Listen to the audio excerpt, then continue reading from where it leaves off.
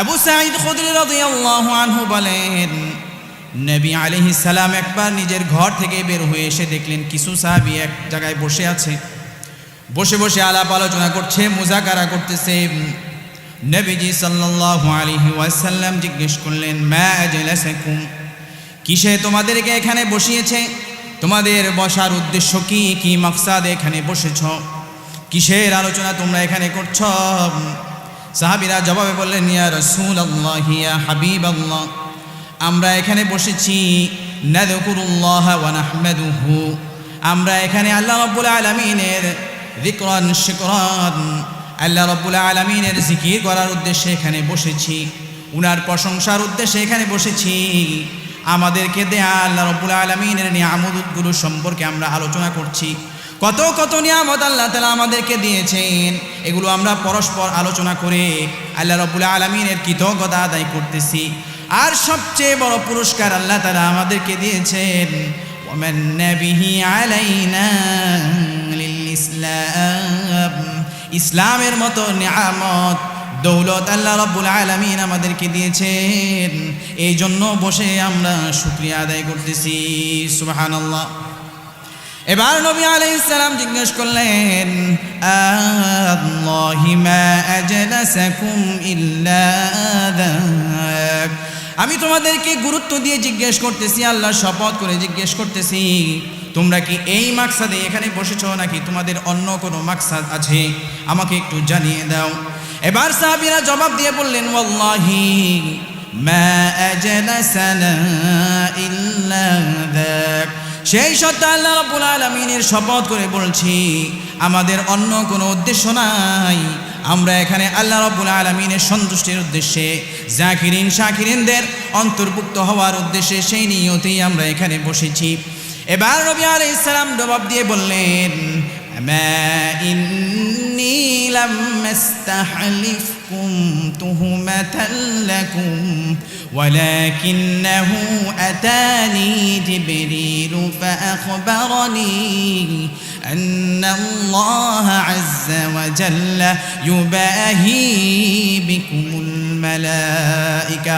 নবীজি ডাক দিয়ে বলেন, হে আমার সাহাবীরা, তোমরা রাগ করো না, আমি তোমাদেরকে জোর দিয়ে জিজ্ঞেস করেছি তোমাদের নিয়ত যাচাই করার জন্য না, বরঞ্চ আমি আশ্চর্যান্বিত হয়েছি। আমার কাছে এমন খবর এসেছে, যে খবরটি শুনে আমি আশ্চর্যান্বিত হয়েছি। কি খবর শুনেছি? একটু আগে আমার কাছে জিবরিল আলাইহিস সালাম আগমন করেছে।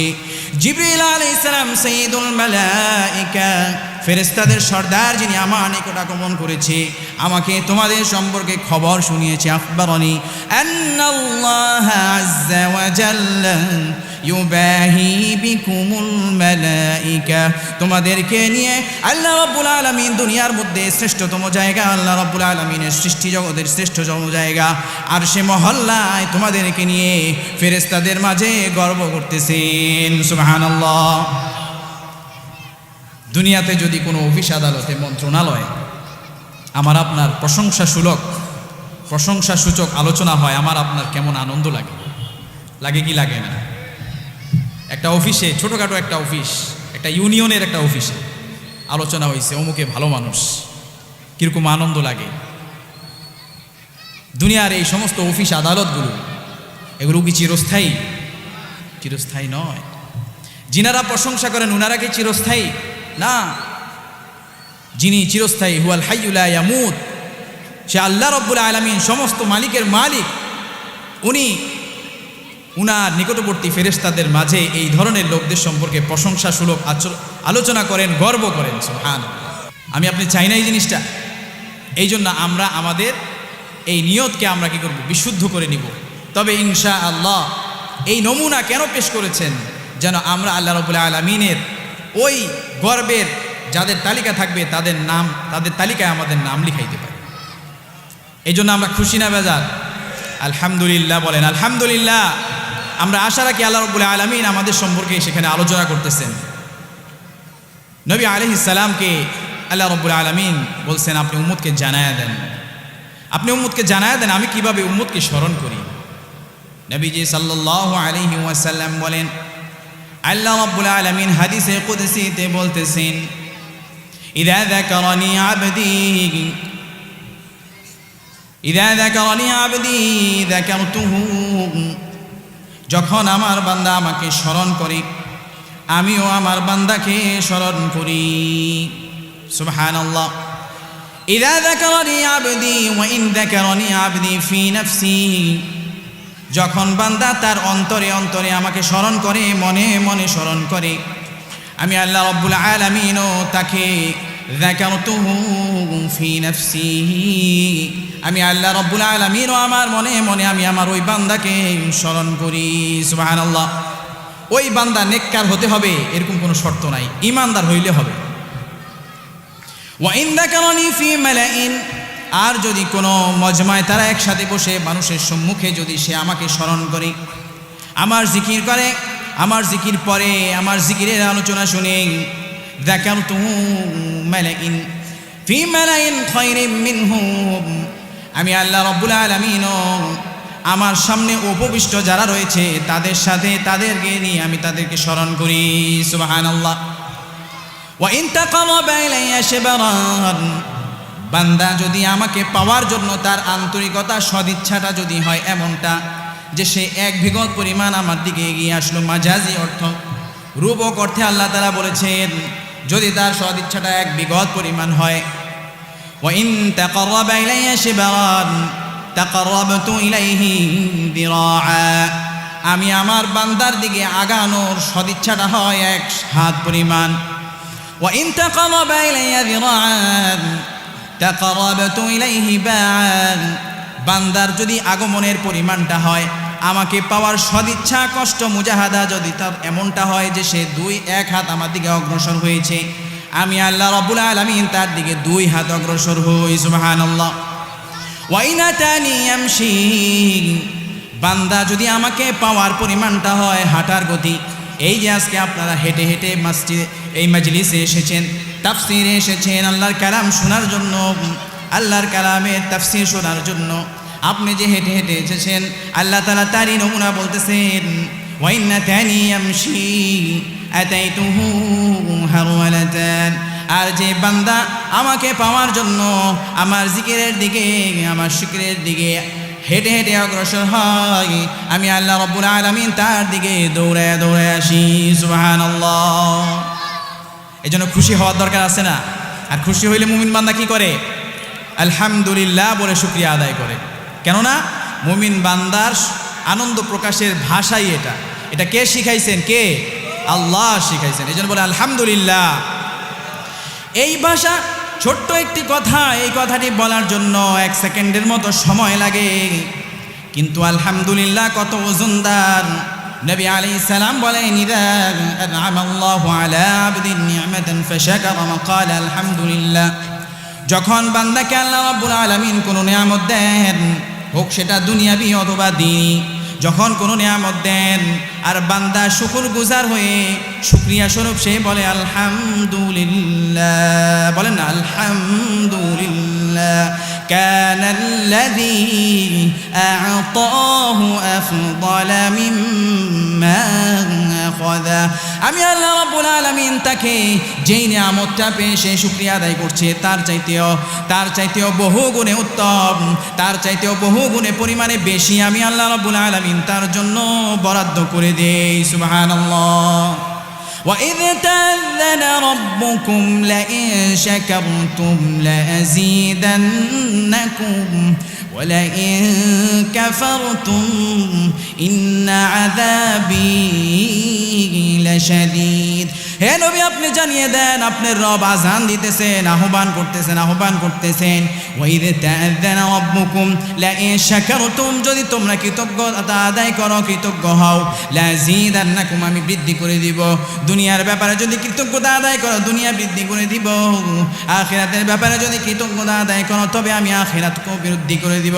ওয়ালাইন কাফারতুম ইন্না আযাবী লাশাদীদ, আর যদি তোমরা কৃতজ্ঞতা আদায় না করো, তবে জেনে রেখো দুনিয়াতে হয়তো অনেক কিছু পেয়ে যাবে, বাড়ি গাড়ি, অর্থ করি, ধন দৌলত, কিন্তু জেনে রেখো আমার আযাব বড়ই কঠিন। আল্লাহ রাব্বুল আলামিন বলেন নাই আমাদের ওই নিয়ামতকে ছিনায় নেবেন, বলেন নাই, বলছেন আমার আযাব বড় কঠিন, আর বলছেন তোমরা যদি নাশুকরি করো, এখানে আল্লাহ রাব্বুল আলামিন বলছেন ওয়ালা ইন কাফারতুম, এই শব্দটা যেই মূল ধাতু থেকে এসেছে সেটাকে বলে কুফুর। কুফুর মানে তো আমরা বুঝি আল্লাহর অবদাদা, আল্লাহকে না মানা, অন্য কোনো কিছু অবলম্বন করা, অন্য কাউকে রব প্রতিপালক ইলাহ মানা। আল্লাহ রাব্বুল আলামিন কঠিন শব্দ এনেছেন এখানে। আল্লাহ তাআলা বলতে পারতেন ওয়ালা ইম্মা শাকারতুম, যদি তোমরা শুকরিয়া আদায় না করো, বরঞ্চ কুফরি এনেছেন। কোরআনে মাজিদের যত জায়গায় আল্লাহ রাব্বুল আলামিন শুকুর শব্দটি এনেছেন, তত জায়গায় আল্লাহ রাব্বুল আলামিনের বিপরীতে কুফুর এনেছেন। কেননা উলামায়ে কেরাম বলেন মানুষের নাশুকরি তার কুফুরের দরজাকে খুলে দেয়। এর প্রমাণ রয়েছে। কেননা কি প্রমাণ রয়েছে? ইবলিসকে যখন জান্নাত থেকে বের করে দেওয়া হলো, তখন সে আল্লাহ রাব্বুল আলামিনকে বলতে থাকলো আমি কি করব, আমার পরিকল্পনা শুনে নেন। তুম্মা লাআতিয়ান্নাহুম মিন বাইনি আইদিহিম ওয়া মিন খালফিহিম ওয়া আন আইমানিহিম ওয়া আন শামাইলিহিম ওয়া লা তাজিদু আকসারাহুম শাকিরিন। হে আল্লাহ, আপনি জেনে নেন আমি তাদেরকে তাদের সামনের দিক থেকে আমি আক্রমণ করব, পিছন দিক থেকে আক্রমণ করব, ডান দিক থেকে আক্রমণ করব, বাম দিকে আক্রমণ করব। এখানে আমি তাদেরকে সর্বপ্রথম বেনামাজি বানাবো না, সর্বপ্রথম তাদেরকে বেরোজগার বানাবো না। আমার সর্বপ্রথম পরিকল্পনা হলো আমি তাদেরকে আপনার অকৃতজ্ঞ নাশুকরি বান্দা বানিয়ে ছাড়বো। বলেন নাউযুবিল্লাহ, নাউযুবিল্লাহ। এই জন্য বলে যে অকৃতজ্ঞতা এটা কুফরের দরজাকে খুলে দেয়। এটা আমরা নিজেরাও বুঝতে পারব। কোনো সন্তান যদি পিতামাতার অবদানকে না বুঝে, তাহলে ওই সন্তান কি পিতামাতার বাধ্য হয় না অবাধ্য হয়? অবাধ্য হয়। স্ত্রী যদি স্বামীর অবদানকে স্বীকৃতি না দেয়, স্বামী বাহিরে মাথার ঘাম পায়ে ফেলে কষ্ট করে কামায় রোজগার করে, এটা যদি স্ত্রী অ্যাপ্রিসিয়েট না করে, সাদরে গ্রহণ না করে, এই কষ্টটাকে কষ্ট মনে না করে, তবে কি ওই পরিবারে শান্তি হবে? আবার স্ত্রীর যে কষ্ট, ঘরের ভিতরে দেখভাল করা, বাচ্চা লালন পালন করা কঠিন কাজ, এটাকে যদি স্বামী স্বীকৃতি না দেয়, এটাকে যদি অ্যাপ্রিসিয়েট না করে, সাদরে সাধুবাদ না জানায়, তবে কি সেই পরিবারে শান্তি হবে? হবে না। ঠিক তদ্রূপভাবে আল্লাহ রাব্বুল আলামিনের যদি শুকরিয়া বান্দা না করে, তার প্রতি কৃতজ্ঞ যদি না হয়, নিয়ামতগুলো যদি স্মরণ না করে, তবে সে আল্লাহ রাব্বুল আলামিনের নেককার বান্দা হওয়ার সৌভাগ্য তার অর্জিত হয়। এই জন্য আমাদেরকে প্রচুর পরিমাণ শুকরিয়া করতে হবে। শুকরিয়া স্বরূপ আমাদেরকে আলহামদুলিল্লাহ পড়তে হবে, সুবহানাল্লাহ পড়তে হবে, লা হাওলা ওয়ালা কুওয়াতা ইল্লা বিল্লাহ পড়তে হবে।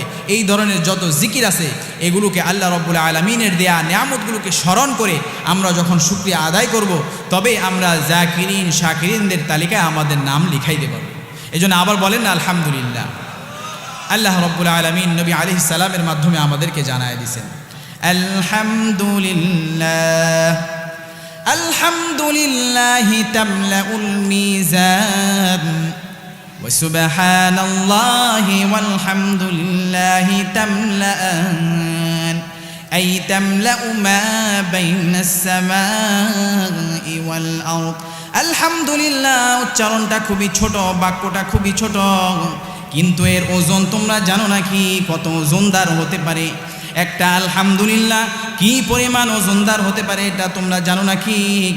আলহামদুলিল্লাহি তামলাউল মিজান, যেই মিজানের পাল্লা মানুষকে ওজনদার হওয়ার কারণে জান্নাতে নিয়ে যাবে, আর ওজনদার না হলে জাহান্নামে নিয়ে যাবে। বান্দার একবার আলহামদুলিল্লাহ বলার ওজনকে সে চাইলে এত পরিমাণ বৃদ্ধি করতে পারে, এত পরিমাণ ওজনদার বানাইতে পারে যে তার মিজানের পাল্লাকে আল্লাহ ভরে দিবেন। সুবহানাল্লাহ। এই যে সুবহানাল্লাহ বললেন, নবী আলাইহিস সালাম যখন এই হাদিসটা বললেন, তখন তারাও আপনাদের মতোই সুবহানাল্লাহ বলেছে। এবার নবীজি বলতেছেন সুবহানাল্লাহি ওয়াল হামদুলিল্লাহি তামলাআন। এই যে সুবহানাল্লাহ বললা আর আগে তুমি আলহামদুলিল্লাহ বলেছ, এই দুইটা জিনিস হলো দুইটা পরিপূরক। দুইটা পরিপূরক এমন পরিপূরক, তামলাউ মা বাইনাস সামাই ওয়াল আরদি, এই দুইটা আসমান এবং জমিনের মধ্যবর্তী স্থানকে নেকি দ্বারা ভরে দেয়। সুবহানাল্লাহ। আসমান কি দেখা যায়? এখান থেকে দেখা তো যাইতেছে, এটা কি আসমান দেখা যাইতেছে না, এটা তো আব দেখা যাচ্ছে। আমাদের দৃষ্টিসীমা ওই পর্যন্ত যাওয়ার শক্তি আল্লাহ তাআলা আমাদেরকে দেন নাই। এবার নবীজি সাল্লাল্লাহু আলাইহি ওয়াসাল্লাম সাহাবীদেরকে জিজ্ঞেস করছে, আতাদরুনা কাম বাইনাকুম ওয়া বাইনাহা, তোমরা কি জানো নাকি আসমান এবং জমিনের যে দূরত্ব এর প্রশস্ততা কতটুকু তোমরা কি জানো নাকি? সাহাবীরা জবাব দিয়ে বললেন আল্লাহু ওয়া রাসূলুহু আ'লাম, আল্লাহ এবং তার রাসূলই ভালো জানেন কত দূরত্ব হতে পারে। এবার নবীজি সাল্লাল্লাহু আলাইহি ওয়াসাল্লাম বলতেছেন এই দুইটার মাঝে দূরত্ব হলো মাসিরাতু 500 আমিন, এই দুইটার দূরত্ব হলো 500 বছরের রাস্তা। বলেন সুবহানাল্লাহ। এত পরিমাণ নেকি আল্লাহ রাব্বুল আলামিন বান্দার আমলনামায় লিখে দেন যদি বান্দা সুবহানাল্লাহ আলহামদুলিল্লাহ মন থেকে ইখলাসের সাথে আল্লাহ সন্তুষ্টির জন্য বলে সুবহানাল্লাহ। বলেন এত এত নিয়ামত আল্লাহ তাআলা ছোট ছোট জিনিস আমাদের জন্য রাখছেন।